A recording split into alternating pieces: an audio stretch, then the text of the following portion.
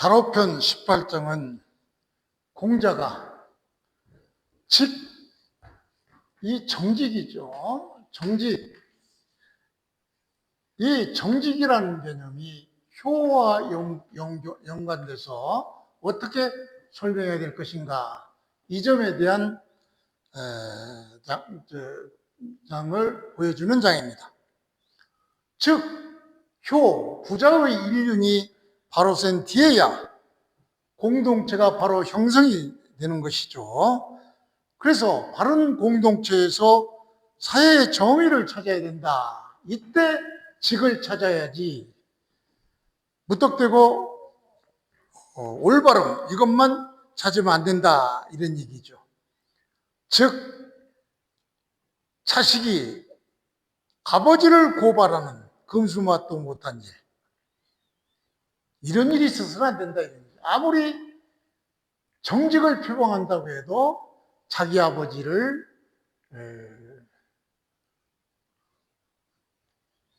범죄자로 증언을 한다든가는 그런 것은 허용이 안 된다. 그래서 우리 형사소송법에서도 2500년 전의 공자의 이러한 이론을 받아들여서 증언 거부권을 규정하고 있습니다. 그래서 나름 중요한 장이기 때문에 한번 살펴보기로 하겠습니다. 석공이 말하기를, 공자에게 대해서 말하기를, 즉 석공이 공자에게 말했다. 말하기를 뭐라고 했느냐? 오당유직궁자 그랬어요. 오당. 우리 마을에서 이런 얘기죠. 이 당시에 향당이라고 하죠. 그래서 한 당은 대개 25가구를 얘기해요. 한 4명씩 보면 한 100여 명이 사는 마을이죠. 이걸 우리 마을에 있다. 뭐가 있냐? 정직하다는 그 궁이라는 자가 있습니다. 이런 얘기죠. 이름을 궁이라고 하는 정직한 자가 우리 마을에 있습니다. 이렇게 얘기했는데 주자는 이 직궁을 강직하게 행동하는 사람, 이렇게 주자 집주에서는 해석하고 있습니다. 직궁을 강직하게 행동하는 사람, 이렇게 해석을 했어요. 그러니까 두 가지로 해석을 하고 있는데 대부분 교과서들은 우리 마을에 궁이라고 하는 정직한 사람이 있습니다, 이런 얘기죠. 그런데 주자집주에서는 우리 마을에 강직하게 행동하는 사람이 있습니다, 이렇게 얘기했는데, 그 강직하다는 내용이 뭐냐? 기부양양 이자정지. 기부, 자기 부친이 희수하더니 그의 아버지가 양을 훔쳤는데, 그랬는데 그 자식이, 이 궁이라는 자가 정지, 아버지가 양을 훔친 것에 대한 것에 대해서 증언을 했습니다. 그런 얘기죠. 그러니까 이 직에 대해서 아무 상관없이 그냥 있는 그대로 얘기했죠. 이에 대해서 공자가 말하기를, 이제 이 석공마을에서가 아니라 이제 공자마을에서는 지직자 이어설, 우리 마을에서는 강직하다고 하는 사람은 이것과 다릅니다. 저기 석공이 말한 그것과 다릅니다. 어떻게 다르냐? 바로 부의 작은 좌우의 부분, 그러죠. 부모는 자식의 죄를 감추고 은닉하고 이런 얘기지. 에? 은닉해서 자식을 위하고, 자식은 부모의 범죄 행위를 감추고 부모를 위하고 위합니다. 이러한 가운데 기중 이렇게 부모는 자식의 죄를 감춰주는 거, 자식이 부모의 죄를 감춰주는 거, 이러한 가운데 정직이라는 것이 있습니다. 있는 것이다. 이렇게 얘기를 했던 것이죠.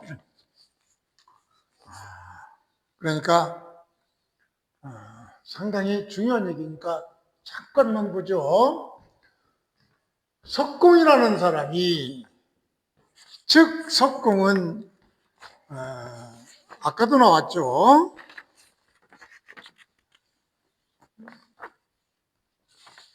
석공이라는 사람이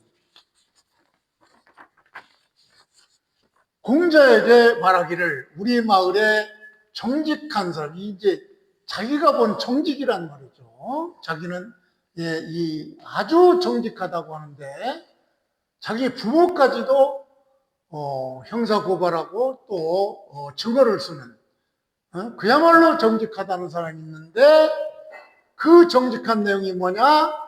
그의 부모가 양을 훔쳤는데 그 훔친 내용에 대해서 그 아들이 증언을 했습니다. 이렇게 정직한 사람이 있습니다. 라고 석공 얘기하니까 공자는 우리 마을에서는 그렇지가 않다. 이 말과 직이라는 말이 다르다. 왜? 부모는 자식의 범죄 행위를 숨기고 자식을 위하고, 자식은 부모의 범죄 행위를 숨기면서 자식을 위하고, 그러한 가운데에 바로 정직이 있는 것이다. 이렇게 얘기를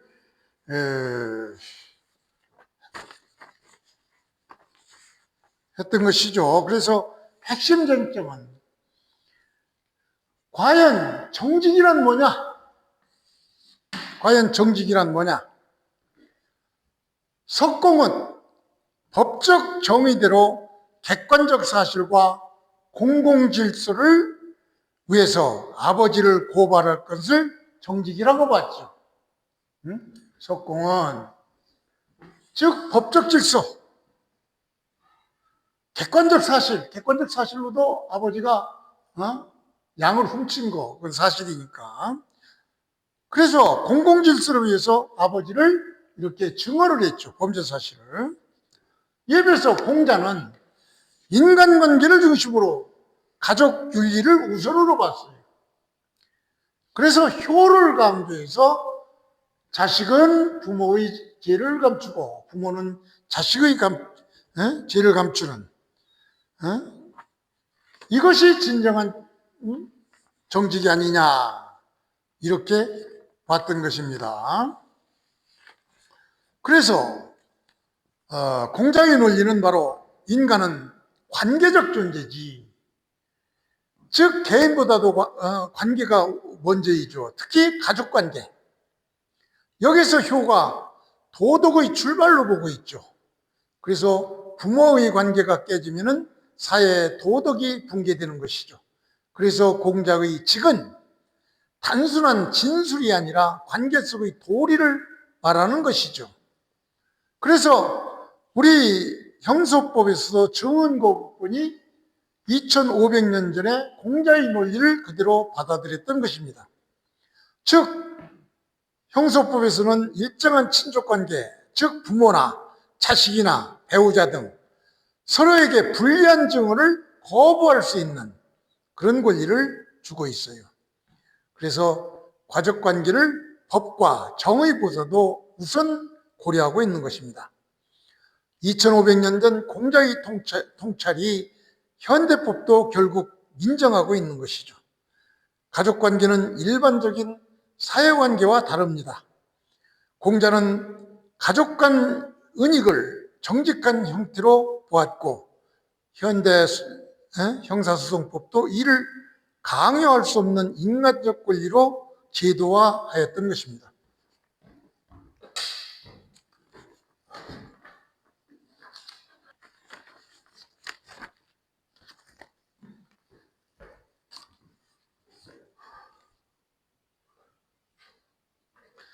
잔호편 19장은 공자가 말하는 인의 실천 방법, 이걸 매우 구체적으로 제시한 장입니다.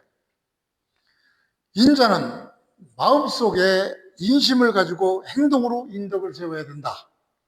그러므로 일상생활을 경건하게 하고 모든 일을 신중하게 받들고 처리하며 모든 사람을 대할 때 정성과 최선을 다해야 된다. 이렇게 세 가지를 인의 실천 방법으로 행동 강령으로 되새어서 얘기했죠.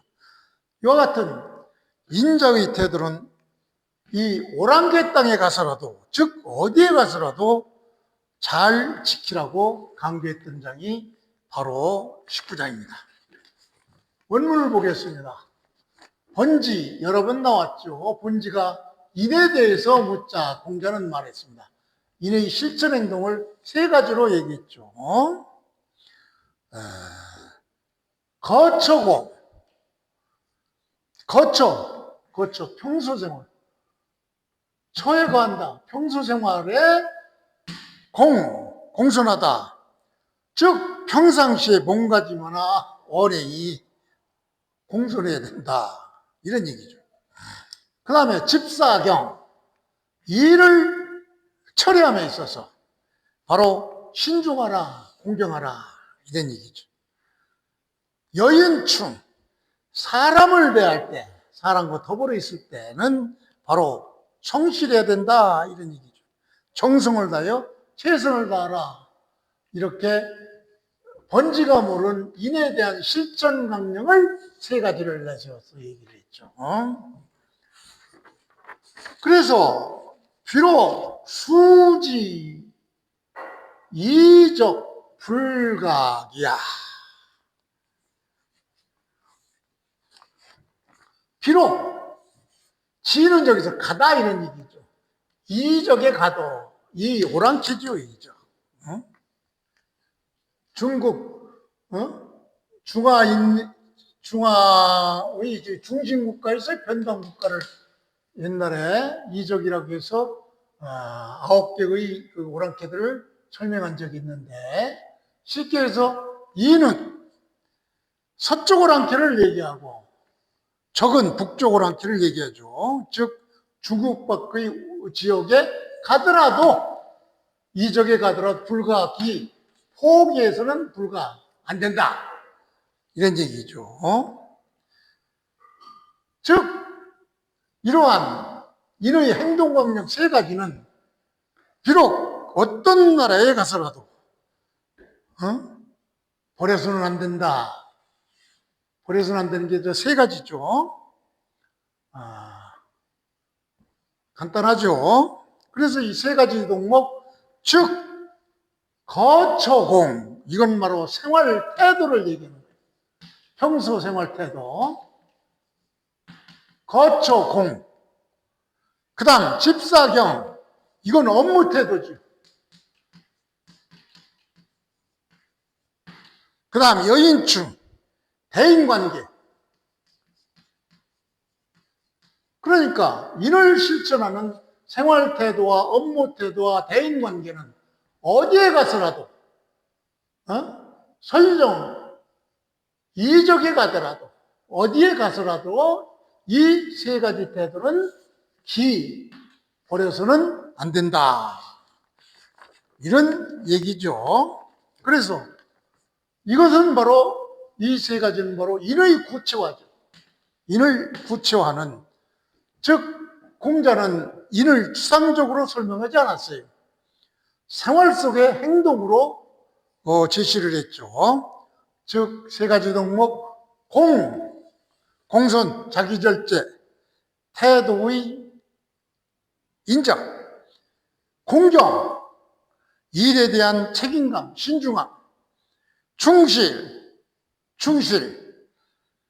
즉 진심, 성실한 태도, 이 세 가지가 합쳐져야 바로 인의 실천 행태가 되는 것이죠.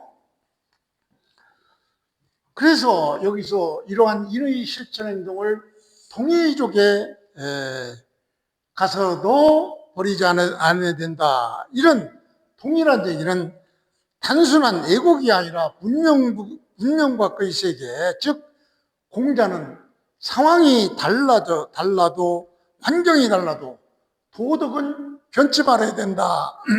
이런 의미를 가지고 있죠. 즉 이는 일상에서 공손, 신중, 성실을 실천하는 것이며 어떤 상황에서도 버려서는 안 된다. 그것이 바로 보편적인 덕이다. 이렇게 봤던 것입니다.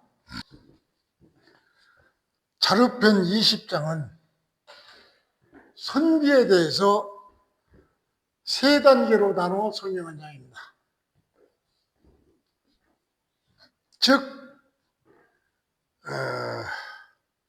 전통적 사의 그 입장은 전에 여러 번 말씀드렸죠.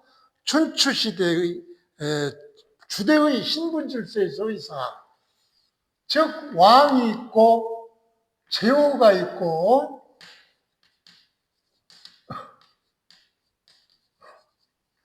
경이 있고 대부가 있고 그 밑에 사가 있고 이렇게 주대 시대의 신분 질서가 있었는데 이 사는 이때 최하층의 지배계층의 최하층 하급 관리로 의미했죠. 그러나 공자 시대인 춘추 시대는 이러한 신분 질서가 무너져 버렸죠. 즉 귀족 질서가 붕괴돼서 실력 중심 인재 등용이 되어서 사측 계층이 이 계층이 대부도 되고 제후도 되고 이런 공자의 사측 개념이 아주 확대돼서 20장에서 말하는 사의 개념은 바로 도덕과 책임을 갖춘 인격적 지도자로서의 개념으로 재정의된 장이 바로 자르편 20장의 선비입니다. 그래서 공자는 이를 세 단계로 나눴어요. 제1단계, 이것이 최고의 그 선비죠. 제1의 사는 즉 자기 잘못을 창피하게 여기고 정치적 사명을 다하는 그런 정치 참여자, 이게 제1의 사예요. 그 다음 단계는 정치에 참여하지도 못하고 그냥 일가 친척으로부터 향당으로부터 효자라고 칭찬을 받는 그런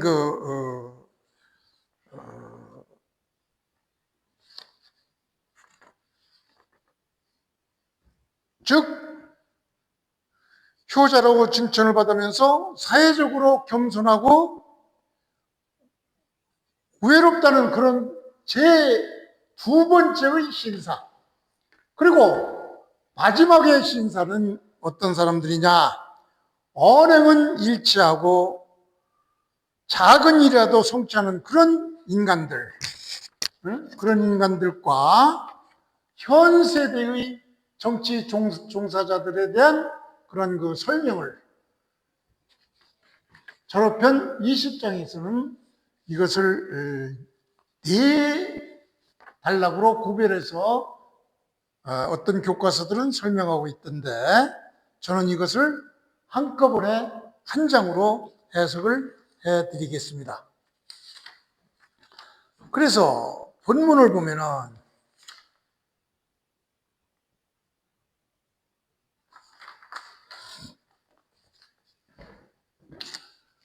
자공이 공자한테 물었죠. 하여사 어찌해야? 하여사 어찌해? 가의 에? 선비라고 할 수 있습니까? 할 수 있는가? 이렇게 자공이 공자한테 선비에 대해서 물으니까 공자가 제1의 선비, 여기에 대해서는 뭐라고 했느냐? 행기유취 사어사방 불욕군명 가위사라 해가지고 최고의 선비에 대해서 공자는 말하기를, 즉 행기유치, 자기가 행한 것, 거기서 무슨 잘못이 있겠죠? 그 잘못에 대해서는 유치, 부끄럽게 여기고, 이런 얘기요. 행기, 즉 자신의 몸을 행함에 있어서 몸과 마음가짐에 있어서 어떤 잘못된 점이 있으면은 유치, 부끄러움을 잊고, 그러니까 자기 잘못에 대해서 부끄러움이 있어야 된다 이런 얘기죠. 선비는. 그 다음에 사어사방, 사는 바로 사신이 되어서 사방 여러 나라에 갔다 이런 얘기죠. 사신이 되어 사방 여러 나라로 나갈 때 불욕군명, 임금의 명령에 대해, 임금이 준 어떤 그 사명에 대해서 불욕, 창피함을 욕되게 하지 않는다 이런 얘기죠. 그러니까 자기 잘못에 대해서 부끄러움을 느끼면서 애교사절로 애국에 나가서 어떤 일을 함에 있어서 임금이 되는 명령을 완수하고 욕되게 하지 않는, 즉 자신의 몸을 행함에 있어서 몸과 마음가짐과 언행에 있어 잘못했을 때 양심의 가책을 느끼고 창피하게 여기고, 사신이 되어 사방 여러 나라로 나가 임금으로부터 받은 사명을 욕되게 하지 않아야 가의, 그래야 선비라고, 이때 이제 최고의 선비죠. 가의 최고의 선비라고 하지 않겠는가. 이렇게 공자는 최고의 선비에 대해서는 이렇게 얘기를 했죠. 그러자 자공이 또 물었죠. 감히 또 묻겠는데 그 다음은, 최고의 선비 다음은 또 뭡니까? 이렇게 물으니까 공자가 말하기를, 와, 종족 칭효원, 향당 칭제안, 종족, 친족 간에 칭 부른다 이런 얘기죠. 뭐라고? 효자라고 부르고, 향당, 그 마을 한 100여 명이 사는 25가구 정도의 마을에 있어. 체한다, 즉 공손하다고 칭찬을 듣는 거. 즉 종족들로부터, 그 종친들로부터 효자라고 칭찬을 받고, 또 마을 사람들로부터 공손하고 매우 외롭다고 칭찬받아야 그 두 번째 선비다 이렇게 얘기를 하니까 또 자공은 또 물었죠. 감히 묻습니다. 이제 세 번째로 물은 것이죠. 세 번째 물으니까 뭐라고 했느냐? 언필신, 말하면 반드시 신의를 행사하고, 신의롭게 행사하고, 행동하면은 반드시 성과를 거둔다, 결단하는 사람이다. 그래야 갱갱연, 이게 이제 옛날 고라, 요즘은 별로 사용하지 않는데, 이 갱은 돌소리 갱이, 돌을 딱 칠 때 깽걸 때 그런 소리 같아요. 갱갱연. 그러니까 고집스럽고 아주 융통성이 없다 이런 얘기죠. 응? 즉 딱딱하고 간결, 융통성이 없는 소인제, 소인 같지만 억역 가이의차 의라. 또한 역시 가이의, 말할 수 있다. 뭐라고? 다음 단계. 그런 대로 다음의 효라고 말할 수 있다. 그러니까 이게 세 번째 그 신사를 얘기하는 것이죠. 그러자 또 물었죠. 요즘의 정치에 종사하는 자들은 어떻습니까? 이렇게 물었어요. 그러자 자와 회의는 감탄했어요. 이렇게. 두소 지인. 이건 두 말이란 얘기죠. 한 말, 두 말. 열대가 한 말이죠. 이게 도량형이니까. 소는 바로 대그릇 소주. 작은 두소, 이건 작은 그릇이라 이런 얘기죠. 도량이 작은 사람이다. 그래서 도량형, 즉 발들이밖에 안 되는 그런 그 도량이 작은 사람이지만 하족사냐 논할 바가 못 된다. 이렇게 신사에 대해서 단계적으로 설명을 했죠. 즉 최고 수준의 신사는 바로 수치심, 그 다음에 군명, 사방에 나가서 사절로 나가서의 군명, 즉 외교적 책임, 즉 내면과 공적 역할을 완성하는 그런 이건 일종의 국가의 공무로서 역할을 하는 그런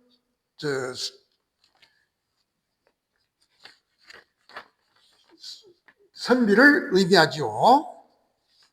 그 다음에 중간 수준의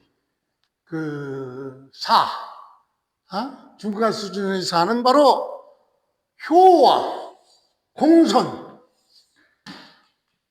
이 사회적 도덕성을 가진 사람을 비록 국가의 부름을 받지는 못했지만 이런 사회적 도덕성을 가진 사람을 두 번째 신사로 봤던 것이고, 최하 수준은 뭐냐? 신의와 실행력, 이거는 바로 기계적 도덕성, 아주 갱갱한 융통성이 없는, 융통성이 부족한 그러한 신사, 그러한 그 선비를 세 번째 들었는데, 이 사람들은 바로 융통성이 부족한 그런 마지막 사람을 그래도 선비라고 이렇게 일컬었는데, 여기에서 핵심 사상이 가장 중요한 것은 바로 최고의 선비인 선비가 느끼는 자기 잘못에 대한 수치심을 느끼는 것, 부끄러움을 아는 것, 이것이 바로 공자는 도덕의 출발로 봤던 것이죠. 그 다음에 단순 성실함의 한계, 즉 융통성이 없이 상황 판단만으로는 부족하다, 이런 얘기죠. 이렇게 마지막 선비에 대해서는 이렇게 융통성이 없고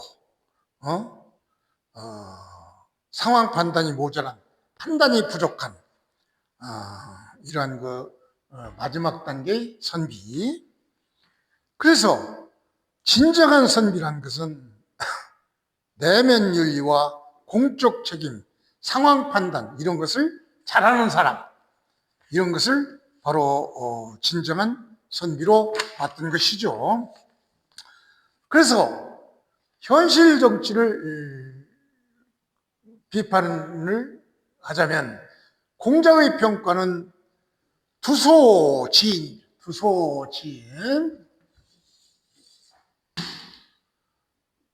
지금 춘추시대의 정치인들은 아주 도량이 좋고 큰 기준이 없는 사람들이다. 그래서 자기가 처음에 봤던 이상적인 신사와는 거리가 멀다고, 정치 수준이 매우 낮다고 현재의 선비에 대한 비판을 했던 것이죠. 그래서 한 줄로 정리해서 말하면은 참된 선비는 이 자기 잘못을 수치스럽게 여기고 부끄러움 말고 이렇게 공적 책임을 다하는 그런 사람이며, 이렇게 단순하게 효라고 일컫거나 또는 행동에 말에 믿음이 있고 행동에 결과가 있는 단순한 성실만으로는 선비로서의 요건이 충분하지 않다. 이렇게 공자는 봤던 것입니다.